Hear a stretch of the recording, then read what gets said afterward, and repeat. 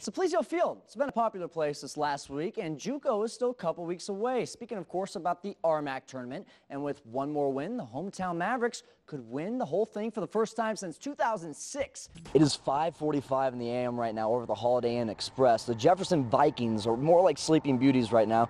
Let's go see if we can wake them up. On Memorial Day here, one of the most anticipated matchups of the tournament, Iowa Western taking on Navarro. Navarro looked very good in that first game. 14 teams piled into Bronson Arena this weekend for the 4A Western Regional Wrestling Tournament. After day one, 3 local teams competing in the tourney, Palisade, Montrose, and Delta, all ranked in the top 5.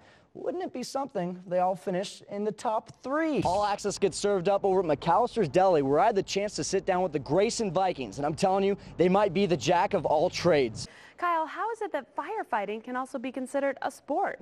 Well, Natalie, think of the main components of a sports team. Each successful squad has defined positions, well-trained and physically fit players, and they're all after one ultimate goal. And for one station here in Grand Junction, they find many similarities in being a firefighter and an athlete. One of our top plays.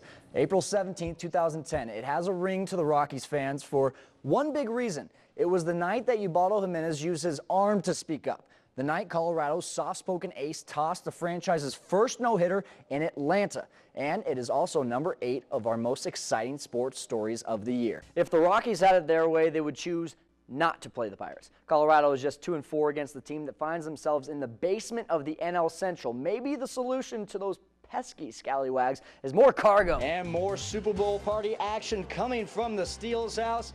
Good party over here. Oh, thank you, girls. Look at this tray of food. That is some real Wisconsin eating right there. Who says you can't have fun on Super Bowl Sunday while also working? We'll be right back. All right, so this right here is not hard work, but getting a body ready for a bikini competition like Sherry Zenizek and Michelle Hughes are doing, now that is hard work. Stanley's success got me thinking, how much do the two of us have in common besides our names? Well, apparently a few things. We were both born in 1987. Turns out we were both at the 2009 U.S. Open. He came in 53rd at the tournament. I was actually working as a little runner for a media company over there at Torrey Pines in San Diego. We both have never won a major title, obviously, for me. And while the golfer won over $100,000 this year, well, I wish I could have earned that much. You guys thinking about that? Come on, you know those are some good comparisons. Come on, that's good for something. Small world, what do you say? We'll be right back. Day 2 of the Colorado State Wrestling Tournament here at the Pepsi Center. We started off with right around 60 to 65 local wrestlers. Obviously that number is down, but guess what? Jesse Hofschneider, that's one guy we've been watching, having a great day at the quarterfinals.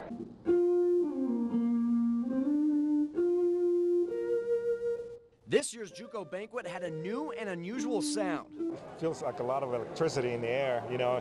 It's like the calm before the storm kind of thing. I hope that they get this experience as a stepping stone in their careers. The visiting ball players were in awe.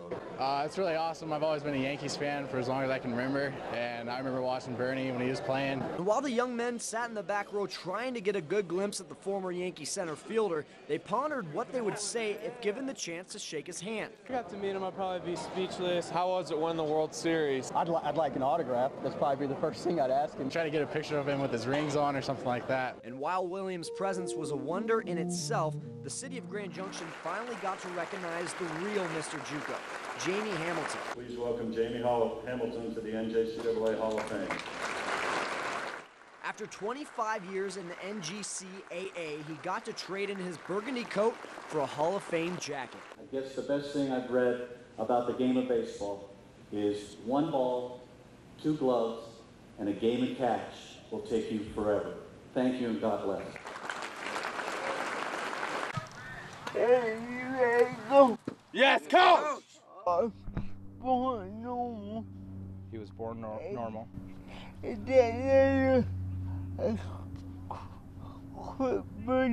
From then on, Chris's parents knew that he would not live a normal life. But don't tell Chris that. While watching football with his grandmother at a young age, he knew that he loved the sport, and he knew that he wanted to be a part of the wonderful game that it was. He put my head on football. Why not? The best dream ever. 1, 2, 3, waffles! He couldn't hit the field and open up a can of you-know-what, but he knew the way that it should be played. So while attending Grand Junction High School and the University of Northern Colorado, he convinced the coaches to let him assist on the sidelines. He is actually the brains of all this.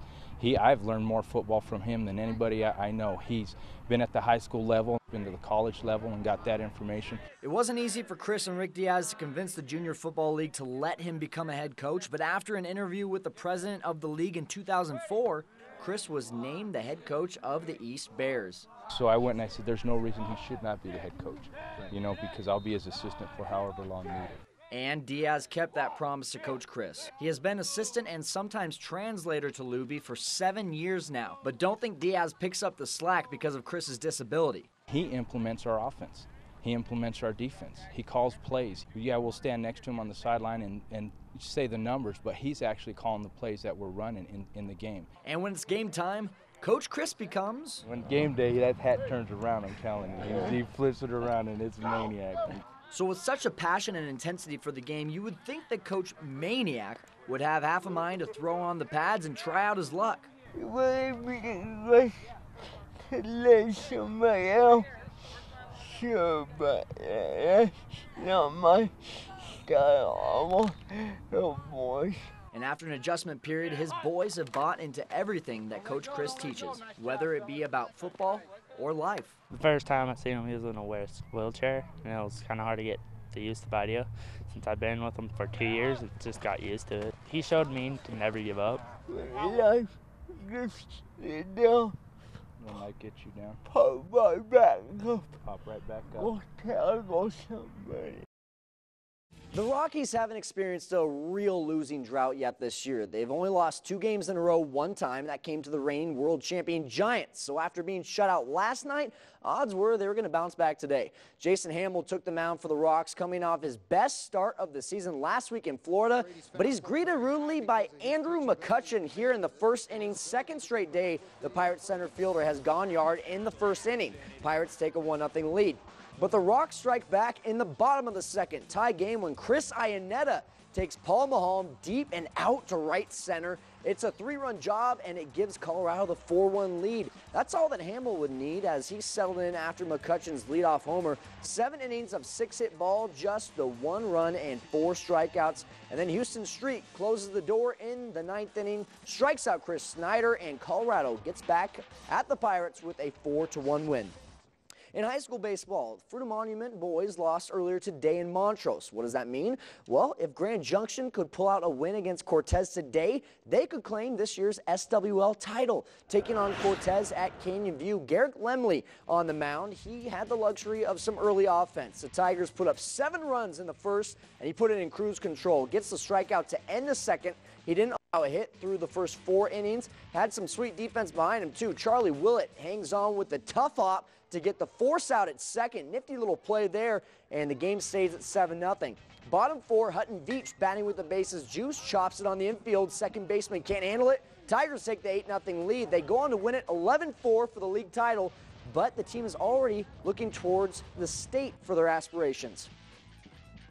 We just knew we had to win the game today, and we're focusing on the win today, and then we get to Fruita, but about 30 minutes after we found out the Fruita lost, so it helped us out, it did, and hopefully that'll allow us to get a seed. I think we'll celebrate like towards the end of the year and when we win the state championships, when we'll celebrate.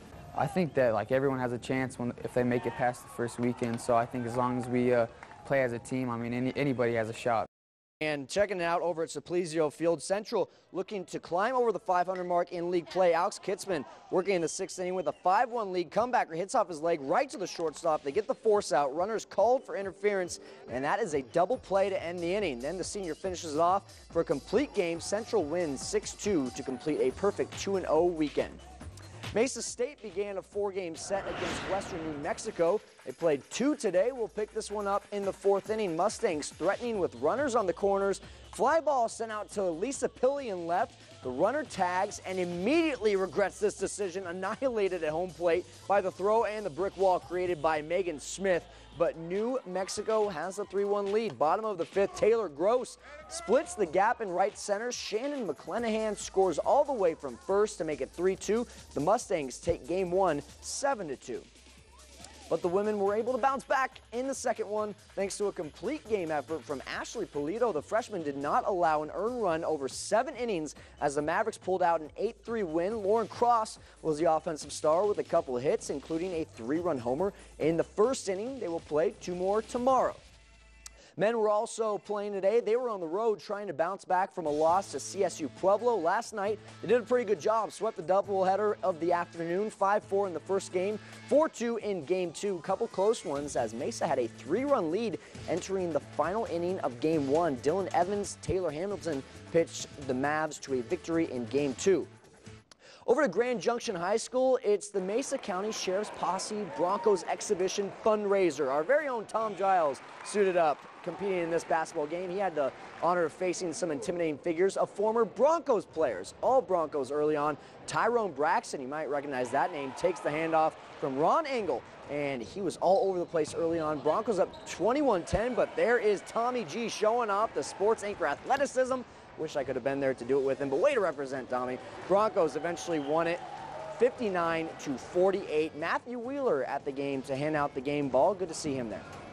And finally, let's take a look at the final day of the NFL Draft. This is the Broncos' entire draft summary. Rounds 4 through 7 were decided today. Lots of swaps for the Denver squad. They started the day by trading for safety Quentin Carter and tight end Julius Thomas. Both were 4th rounders. Then linebacker Mike Muhammad in the 6th round, tight end Virgil Green, and defensive end Jeremy Beal rounded out the Broncos list. Broncos obviously very happy with where they stand on the offensive side of the ball.